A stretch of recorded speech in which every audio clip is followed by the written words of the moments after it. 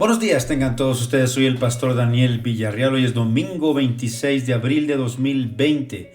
Hemos llegado al segundo capítulo de la epístola a Tesalonicenses, que escribió el apóstol Pablo. Se piensa que fueron las dos primeras epístolas que el apóstol Pablo escribió, cerca del 49, 50, 51, después de Cristo, de nuestra era. Y en realidad los cristianos estaban temblando. En lugar de estar firmes en la fe, tenían temor, tenían miedo. ¿Por qué? Porque había falsos profetas, falsos maestros que habían llegado y les habían dicho que ya se habían quedado del arrebatamiento, que ya estaban en el día del Señor, o sea, en la tribulación.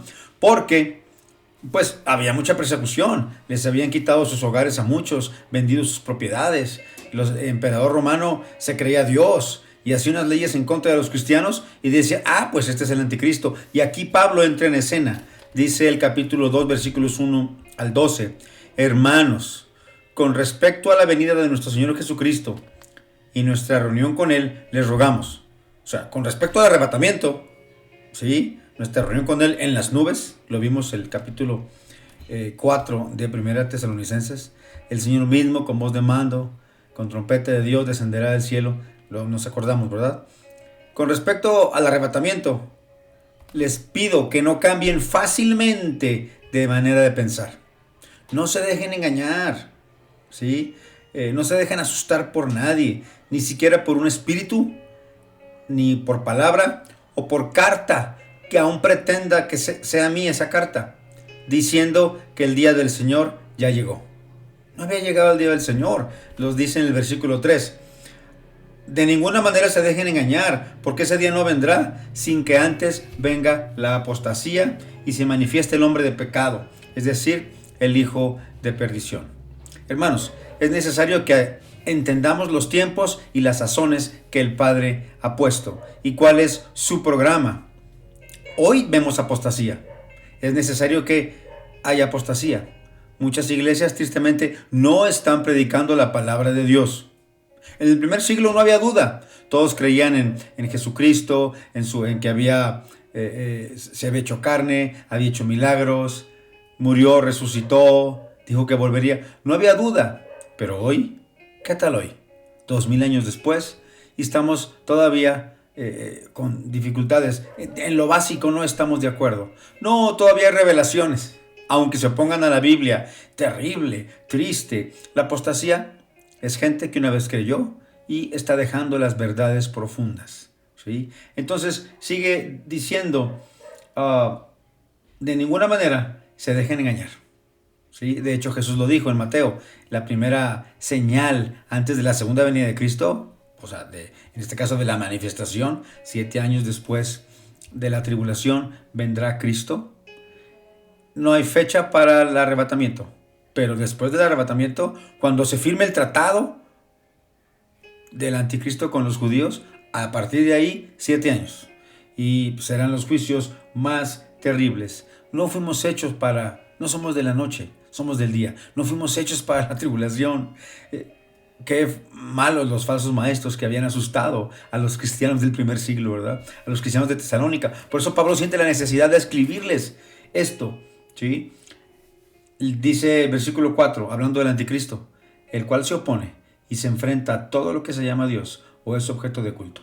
Llega al grado de sentarse en el templo de Dios y de ocupar su lugar, haciéndose pasar por Dios. Algo muy en claro es que este personaje no ha aparecido. Este personaje no lo vamos a conocer como iglesia. Salimos antes, nos vamos antes, ¿sí? Otra cosa importante es que debe haber un templo. El templo de Jerusalén de los judíos debe ser reconstruido, literal, físicamente. Porque a la mitad, después de que haga un pacto por 7 años, el anticristo va a cancelar ese tratado y se va a sentar y adórenme a mí y va a perseguir a los judíos. Qué triste, Jesús lo dijo. Si yo vengo en nombre de mi Padre y no me reciben, cuando alguien venga en su propio nombre, a ese van a recibir. Y se refería al anticristo, en realidad. Entonces debe haber un templo. El programa del Señor, ¿cuál es? Bueno, hay apostasía. Viene el arrebatamiento de la iglesia. ¿Pudiera ser en este tiempo? Sí, pudiera ser en este tiempo de cuarentena. El Señor puliendo, purificando a su iglesia? No lo sabemos. Entonces, apostasía, arrebatamiento, se manifiesta el hombre de pecado, hace una alianza en Europa y con la bandera de la paz supuestamente, los juicios, después viene el Señor en su segunda venida y mata a ese inicuo. Seguimos leyendo porque hay cosas aquí más interesantes todavía. Versículo 5. ¿No se acuerdan de que cuando yo estaba todavía con ustedes les advertía esto? Y ahora ustedes saben bien qué es lo que lo detiene, a fin de que a su debido tiempo se manifieste. Qué interesante, el versículo 6 dice que hay algo que lo detiene. Dice el 7, porque el misterio de la iniquidad ya está en acción. Es un misterio, pero el anticristo va a ser una persona, ¿sí? Solo que en este momento hay quien lo detiene hasta que él a su vez sea quitado del medio. Hermanos, el Espíritu Santo mora en los creyentes y estamos en la tierra. No puede manifestarse el anticristo. No puede Satanás tener su agenda libre ya sobre esta tierra. ¿Lo va a tener? Todavía no. Pero nos vamos. El Señor saca a sus embajadores de la tierra. Nos vamos, siendo elevados en el arrebatamiento. Y entonces sí, se manifestará. La iglesia, con su ministerio restrictivo, ¿sí?, detiene el pecado. Fíjense cómo están las cosas y eso que el Espíritu hace el trabajo. Y los cristianos somos la sal, la luz. Eso que lo detiene va a ser quitado. ¿Cómo? En el arrebatamiento. Dice el 8, entonces se manifestará ese malvado, a quien el Señor matará con el espíritu de su boca y destruirá con el resplandor de su venida. Oh, el Señor va a destruir este personaje.